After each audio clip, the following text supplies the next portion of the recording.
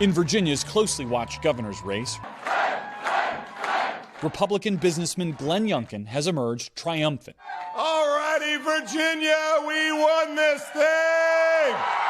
Narrowly defeating his Democratic opponent, former Governor Terry McAuliffe, in a state President Biden won by 10 points just 1 year ago. This is the spirit of Virginia coming together like never before. Former President Donald Trump, who endorsed Youngkin and held tele-rallies for him, released several statements overnight claiming victory and thanking, quote, MAGA voters. But Youngkin successfully kept his distance from Mr. Trump during the race and did not campaign with him. Our NBC News exit poll shows the former president remains unpopular with most Virginia voters, while a majority viewed Youngkin favorably. Youngkin cut into McAuliffe's margins in Democratic strongholds, winning back suburban voters who Trump lost in 2020 by focusing on education, including the controversial critical race theory, which highlights the role of racism in U.S. history, but isn't actually taught in Virginia. We are going to reestablish excellence in our schools. We're going to embrace our parents, not ignore them.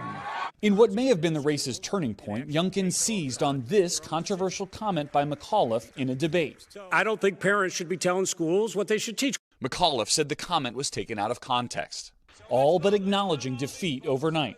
Meanwhile, in New Jersey's governor's race, we're going to wait for every vote to be counted.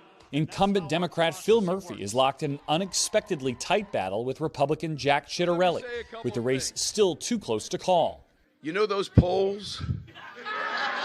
The two gubernatorial races could have major implications for President Biden and the Democratic Party, with the president's agenda stalled in Congress and the midterm elections 1 year away.